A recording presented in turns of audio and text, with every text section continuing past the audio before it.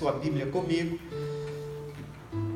no Evangelho de Nosso Senhor Jesus Cristo, segundo escreveu o evangelista Lucas, o médico amado Lucas, capítulo 1, do verso 26 a 38. Nós estamos falando no mês de dezembro, a luz do mundo chegou. Tá? Repita comigo: a luz do mundo chegou para brilhar nosso coração. Amém. Tá? A partir do capítulo 1, verso 26, todos encontraram? Amém? Então vamos ler a palavra de Deus em nome do Pai, do Filho e do Espírito Santo de Deus. Amém. Verso 26 a seguir diz, o tema aqui, o que diz a palavra de Deus é o anúncio do nascimento de Jesus, tá bom? No 6º mês da gestação de Isabel, Deus enviou o anjo Gabriel a Nazaré, uma cidade da Galileia, a uma virgem de nome Maria. Ela estava prometida em casamento a um homem chamado José, descendente do rei Davi. Gabriel apareceu a ela e lhe disse: alegre-se, mulher favorecida, o Senhor está com você. Confusa, Maria tentou imaginar o que o anjo quis dizer. Não tenha medo, Maria, disse o anjo, pois você encontrou favor diante de Deus. Ficará grávida e dará à luz um filho, e o chamará Jesus. Ele será grande e será chamado Filho do Altíssimo. O Senhor Deus lhe dará o trono de seu antepassado Davi, e ele reinará sobre Israel para sempre. Seu reino jamais terá fim. Amém. O reino de Deus jamais tem fim. Maria perguntou ao anjo: como isso acontecerá? Eu sou virgem. O anjo respondeu: o Espírito Santo virá sobre você, e o poder do Altíssimo a cobrirá com a sua sombra. Portanto, o bebê que vai nascer será santo, e será chamado Filho de Deus. Além disso, sua parenta Isabel ficou grávida em idade avançada. As pessoas diziam que ela era estéril, mas ela concebeu um filho e está no 6º mês de gestação, pois nada é impossível para Deus. Maria disse: sou serva do Senhor, que aconteça comigo tudo o que foi dito a meu respeito. E o anjo a deixou. Amém. Eu quero repetir o último versículo que vai servir como base da nossa pregação. Maria disse: sou serva do Senhor, que aconteça comigo tudo o que foi dito a meu respeito. Tema desta manhã, dentro desse tema, a luz, né? Jesus chegou como luz neste mundo. Dentro desse tema, eu quero falar sobre o tema Eis-me aqui. Amém. Você pode repetir comigo? Repita comigo: eis-me aqui. Eis-me aqui. Maria, nós lemos aqui nesse texto, a gente olhando para Isaías capítulo 6, não sei se você já leu Isaías capítulo 6, dá a entender que a Trindade teve uma reunião, Pai, Filho e Espírito Santo. Eles se reúnem e diz: chegou o tempo, chegou a hora de nós executarmos a obra da redenção. Isaías profeticamente falou desse dia, da vinda de Jesus, há 740 anos antes de Cristo, e nessa conversa eu começo a imaginar na minha mente que a Trindade, Pai, Filho e Espírito Santo se conversando, falou: chegou o momento de nós descermos, de nós nos materializarmos, se transformar em homem, para executar a obra da redenção. Mas aí vem uma pergunta, ao qual o profeta Isaías capítulo 6, ele diz: a quem enviarei? E quem há de ir por nós? Esse por nós, a Trindade, eu posso imaginar a Trindade falando. E Jesus, o Filho de Deus, disse: eis-me aqui, envia-me a mim. E Jesus, por livre e espontânea vontade, Filipenses capítulo 2 também nos dá a ideia que ele deixou a sua glória. Ele deixou aí onde estava o Pai, o Espírito Santo, e desceu em forma humana, em forma de servo, em forma de carne como eu e você. João capítulo 1 diz que a palavra se tornou carne e habitou entre nós. Vimos a sua glória, a glória como do unigênito, cheio de graça e de verdade. O Deus desceu nessa terra. E eu imagino que ali a Trindade, Jesus falou: eis-me aqui, envia-me a mim. Aí Deus chama o anjo Gabriel: anjo Gabriel, vai lá na Galileia e anuncia a esta jovem por nome Maria. Diz a ela: eu preciso do seu ventre. Amém. Eu preciso de você para trazer o Salvador neste mundo. Amém. E quando o anjo se apresenta a Maria, esta jovem virgem prometida em casamento, o texto diz que ela estava já se preparando para casar com José. Esta virgem, o anjo lhe aparece e diz: Maria, você é agraciada, você foi favorecida, você foi escolhida para trazer o Salvador, aquele que irá pagar pelos pecados da humanidade. E Maria no momento não entende, mas o anjo fala: não temas, Maria, porque você foi agraciada. E Maria pergunta para o anjo: mas como será isso? Eu ainda sou jovem, sou virgem, não sou casada, não tenho estudo, não conheço muito da Bíblia, não conheço muito, eu apenas temo a Deus, eu apenas sirvo a Deus, eu não estou preparada. Mas o anjo disse: não se preocupe com isso, Maria, porque esta obra é do Espírito Santo. Amém. E nós vemos aqui nessa passagem, eu quero compartilhar com a igreja duas lições quando Deus chama uma pessoa, tá? Maria tinha todos os motivos para dizer ao anjo: eu não, escolhe outra. Eu não, eu estou prometida a casamento. Quem aqui casou sabe que pelo menos precisa de 1 ano para arrumar, para organizar a festa, a viagem, enfim, os convidados, onde vai se casar, o que vai precisar, o vestido da noiva. Então quem casou sabe como é que é. E esta mulher Maria estava super concentrada no casamento.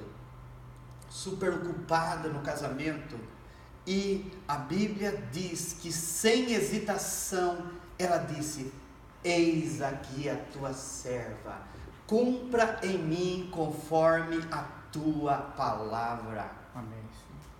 E por causa desse ato de Maria, por causa da obediência, a luz chegou neste mundo.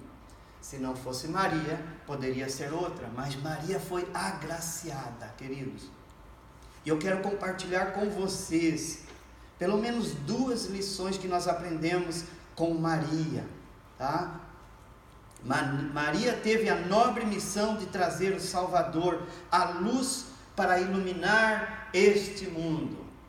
E hoje também Jesus está chamando a cada um de nós de ter a nobre missão de levar essa luz às pessoas, de levar a luz às trevas, de levar esperança, de levar a mensagem do Evangelho que salva, que liberta, que leva para o céu, que cura.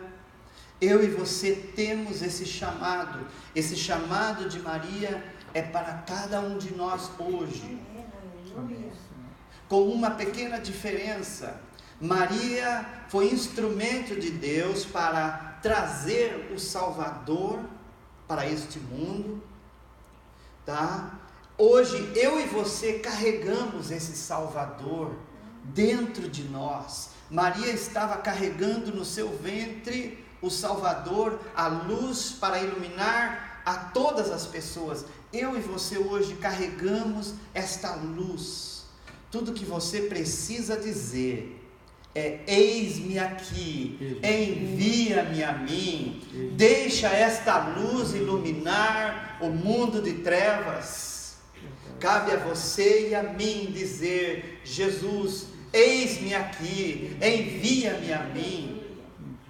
E talvez você possa estar perguntando hoje: mas como eu posso fazer isso? A mesma pergunta de Maria: como isso sucederá?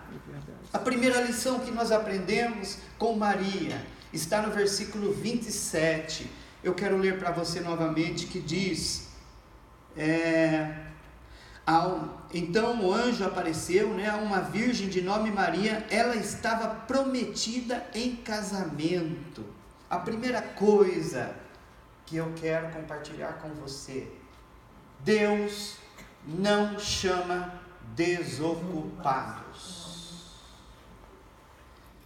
Deus não chama pessoas que não estão fazendo nada. Nesse mundo de muitas coisas a fazeres, nesse mundo aonde a vida nos leva à correria, a levantar de manhã e dormir tarde, Deus está chamando pessoas. Ei, olha para mim, olha para mim.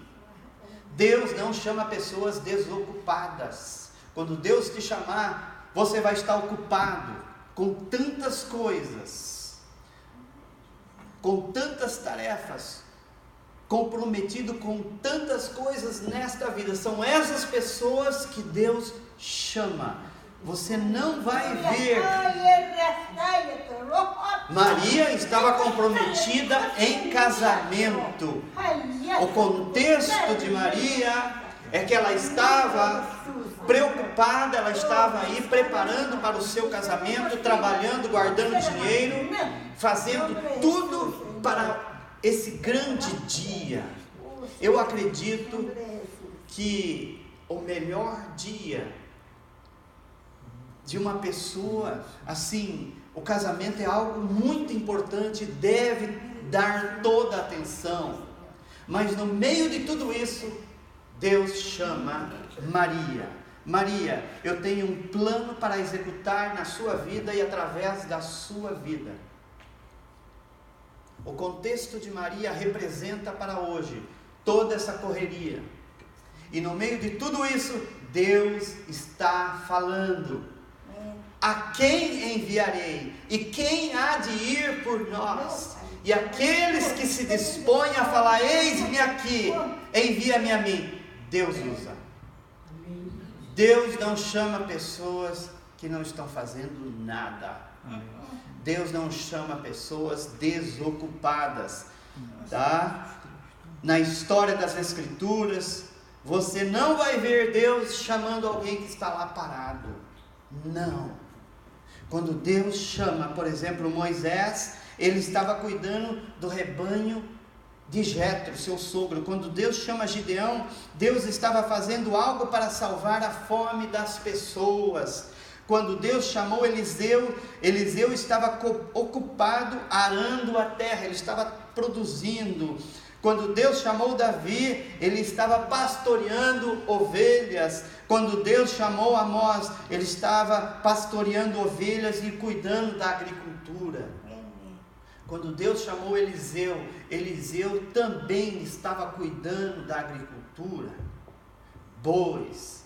Quando Jesus em seu ministério chamou Pedro e André, que são irmãos, eles estavam ocupados no trabalho da pesca.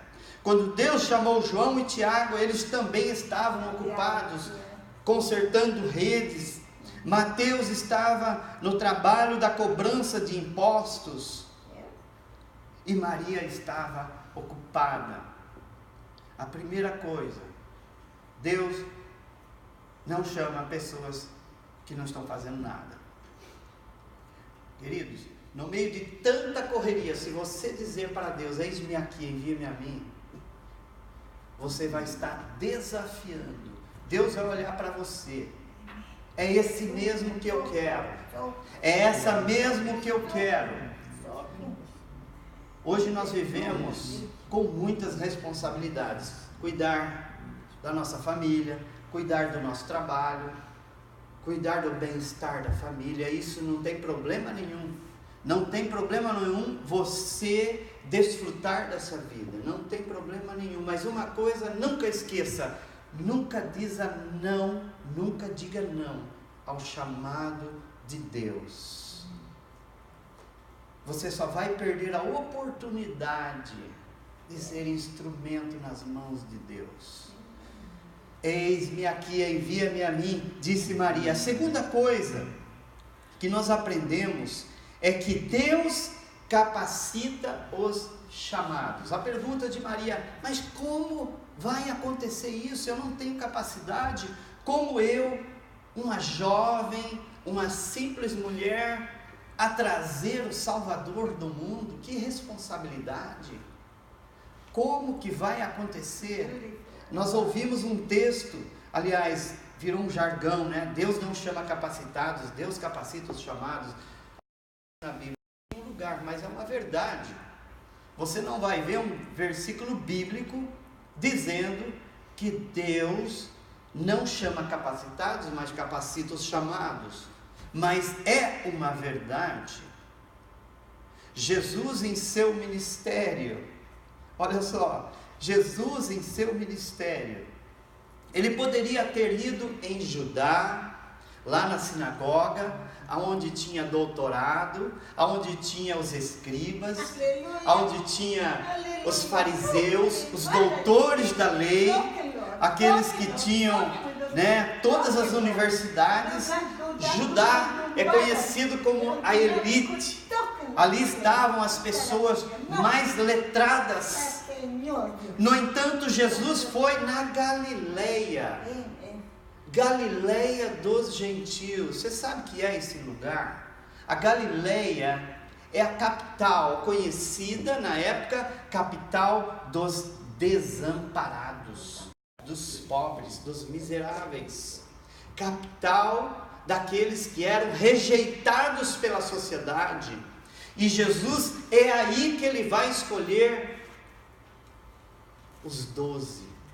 A Bíblia diz que Jesus estava orando no monte uma noite inteirinha, perguntando para Deus: Deus, quem são as pessoas que vão formar o meu ministério nessa terra?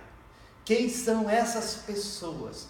Depois de Jesus ter orado a noite toda, quem sabe 12 horas, ele começa a escolher Pedro, pescador, André, pescador, Tiago. Não conhecia nada de Bíblia. João, Tiago, Mateus, Bartolomeu, Pedro. O único que ele escolheu, que é de Judá, foi Judas Iscariotes, que mais tarde o traiu.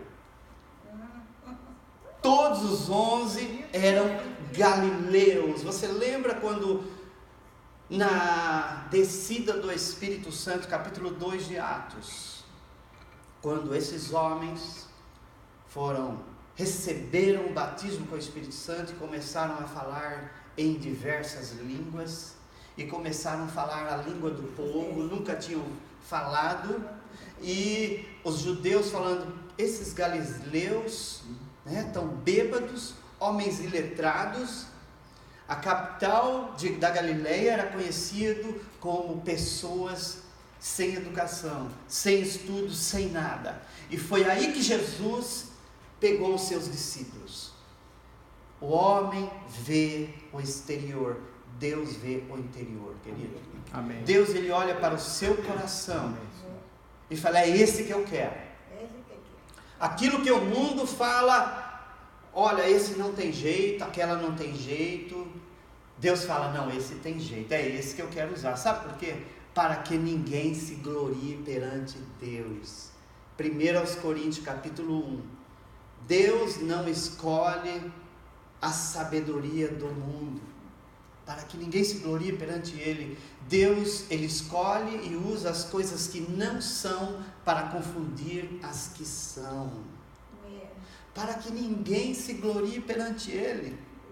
Paulo, nós temos em Paulo, a vida de Paulo, alguém que foi doutor, alguém que foi um mestre da lei, conhecedor da Torá, um homem super informado, e Jesus escolheu ele. Mas presta atenção, quando Paulo começou o ministério dele, ele disse, eu sou o cara, eu persegui a igreja, agora eu vou lá em Jerusalém, eu vou falar para os meus irmãos, e eles vão se converter todos. Quebrou a cara. Não é pelo poder da carne, é pelo Espírito de Deus. Paulo quebrou a cara durante vários anos, achando que ele era o tal. Não, eu conheço, eu sei de estratégias, eu persegui a igreja, eu conheço. E Paulo teve que fugir de Jerusalém para não ser morto. Paulo teve que passar 14 anos ausente para aprender que não é pela força do ser humano, é pelo poder de Deus. Amém. Atos capítulo 1, verso 8 diz, e recebereis poder ao descer sobre vós o Espírito Santo de Deus, e sereis minhas testemunhas, e sereis luz para iluminar as pessoas. Em Jerusalém, em Judeia, em Samaria e até os confins da terra. É o poder de Deus que nos capacita a testemunhar dele, queridos. Amém. Talvez você possa estar perguntando hoje, como Deus vai me usar? É a mesma pergunta de Maria, como pode ser isso, anjo? E o anjo responde, não se preocupe, porque o Espírito Santo vai descer sobre você, e o poder do Altíssimo vai executar essa obra. Amém. É o mesmo que Deus fala para você. Talvez alguém está perguntando, mas como eu vou alcançar? Como eu vou realizar a obra de Deus? E Deus está falando para você, fica tranquilo, tudo que você tem que fazer é dizer, eis-me aqui, envia-me a mim, e eu vou enviar sobre você uma capacitação sobrenatural, que o mundo não pode receber porque não crê, mas você crê. Você crê, e é por isso que quem crê verá a glória de Deus. E o anjo fala, pois para Deus nada é impossível. E eu continuo, Deus capacita os chamados. Eu vou terminando. Jesus, antes de ascender aos céus, ele disse para os seus discípulos, ficai em Jerusalém, até que do alto sejais revestidos de poder, ou seja, revestidos de luz, para que vocês possam iluminar este mundo, tá? Quando Deus chamou Abraão, disse a ele: farei de você uma grande nação. Mas Sara é estéril, eu já estou velho. Não se preocupe, Abraão, não se preocupe, Sara. Quando Deus fala, Ele cumpre. Quando Moisés foi chamado para libertar o povo do Egito, da escravidão, ele não sabia falar, mas Deus disse: não se preocupe, é você que eu estou colocando para libertar o povo, e não se preocupe com isso, eu vou fazer essa obra. Gideão disse: eu sou o menor da minha casa, o de menos valor, o de menos importância, o mais fraco de toda a tribo de Manassés, o menos importante, o menos conhecido. Gideão, eu estou te chamando, eu vou te capacitar, você vai destruir esses midianitas como se fosse a um só homem. E eu lembro na época que 32.000 soldados chegaram diante de Gideão e falou: nós estamos aqui, nós vamos derrotar esse povo. Gideão falou: Deus, eu estou preparado, tenho 32.000 homens aqui à minha disposição. Gideão, você ainda não entendeu, não é pelo braço do homem. Faz o seguinte, eu vou fazer um teste com eles.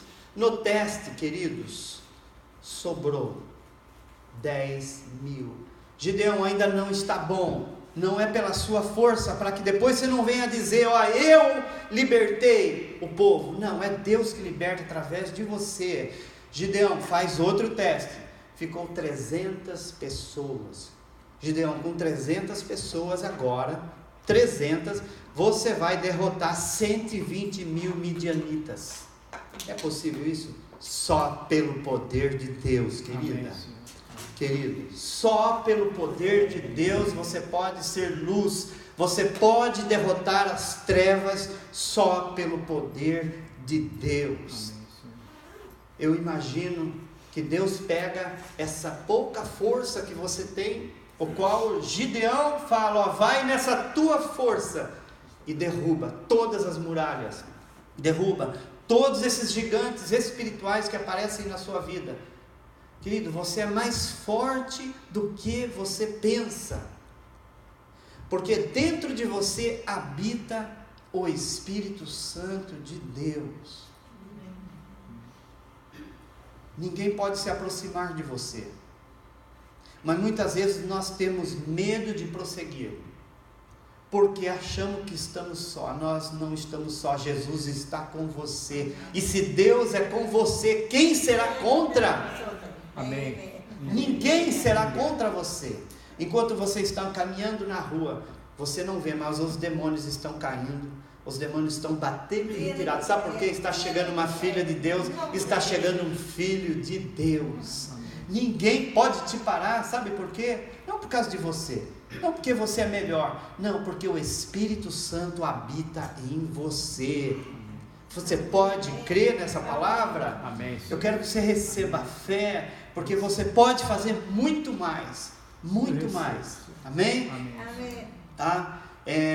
O chamado de Deus não é baseado na nossa capacidade, Ele olha para o nosso coração. Quando Deus olha para Davi, Ele não vê a estatura, Ele não vê o exterior, Deus, Ele vê o coração. As pessoas estavam olhando Saul como alguém que poderia, não, Davi é muito menor que Saul, mas Deus não vê o exterior, Deus vê o interior. Deus está olhando para o seu coração nesta manhã, está vendo o desejo, aquele desejo que você tem de fazer a obra, de fazer coisas grandes para a sua família. Amém. Deus conhece as suas fraquezas. Amém. Ele conhece tudo sobre você.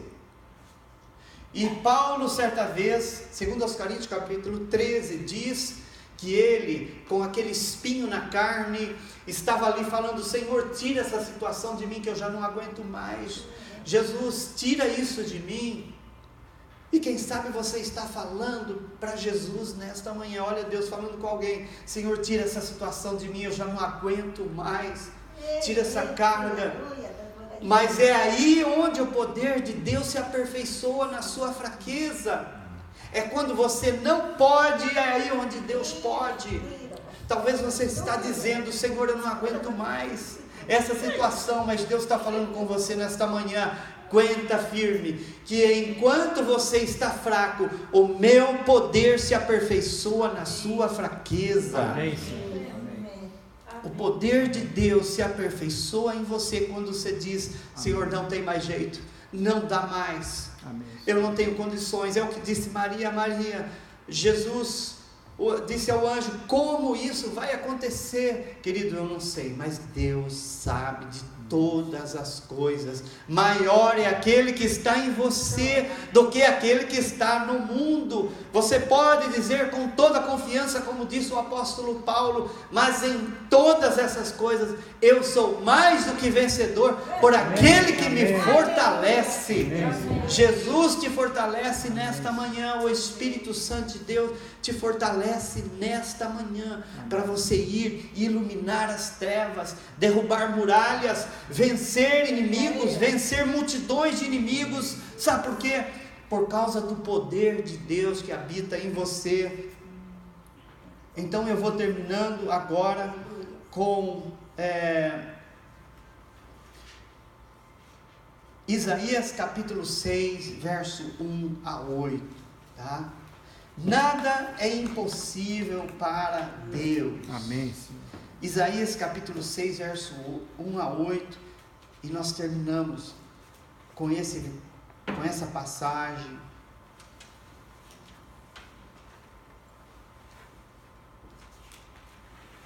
Isaías 6, diz assim o texto: no dia em que morreu o rei Uzias, no ano em que o rei Uzias morreu, eu vi o Senhor.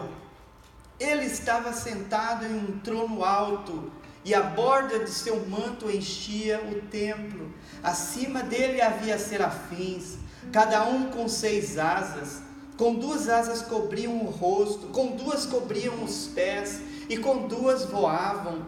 Diziam em alta voz uns aos outros: Santo, Santo, Santo é o Senhor dos exércitos, toda a terra está cheia da sua glória.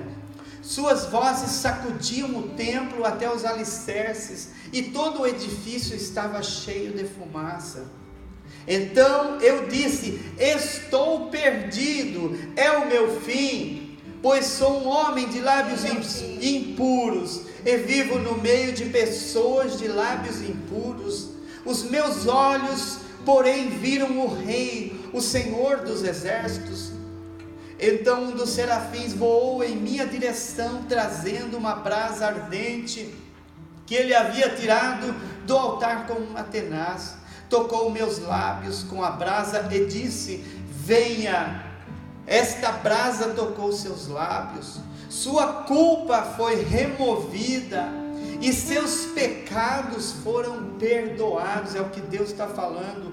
Eu ouvi o Senhor perguntar: quem enviarei como mensageiro a este povo? Quem irá por nós?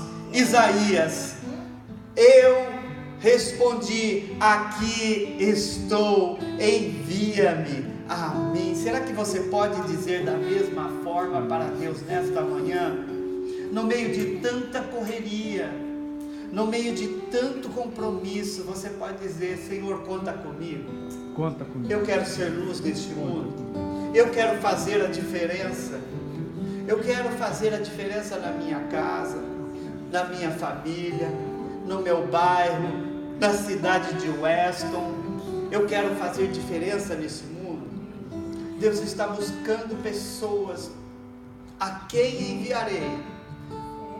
O anjo foi a Maria. Maria disse: eis-me aqui, cumpra comigo conforme a tua palavra. Será que você pode falar para o Senhor a mesma forma? Eu posso ver corações dizendo: eis-me aqui, envia-me a mim. Deus conta com você, querido, querida. Deus conta com você.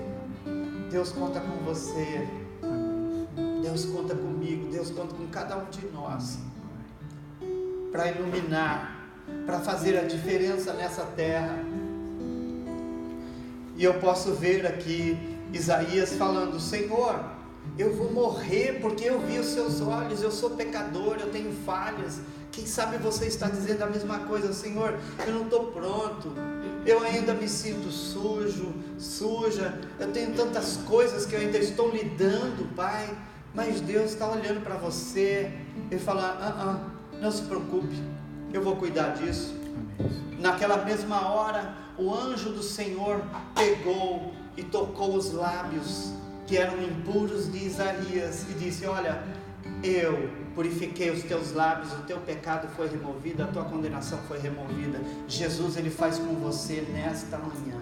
Jesus, ele pega toda aquela vergonha, todo aquele passado, todas aquelas coisas que você não consegue, ele pega sobre ele aquela carga, aquele peso, ele pega sobre ele e te dá o fardo dele, que é leve e suave. Certa vez Josué, sumo sacerdote, isso lá no final, lá em Zacarias, ele estava ministrando diante de Deus. Veja bem, é o Espírito Santo falando com você, querido. Eu não tenho nada disso preparado. Josué estava ali preparado para fazer a obra de Deus, mas naquele momento Satanás se apresenta e fala: ei, ele tem roupas sujas, Nelsinho não pode não, a Marta não, você não. Ele tá, a Bíblia diz que ele condena nós 24 horas diante de Deus.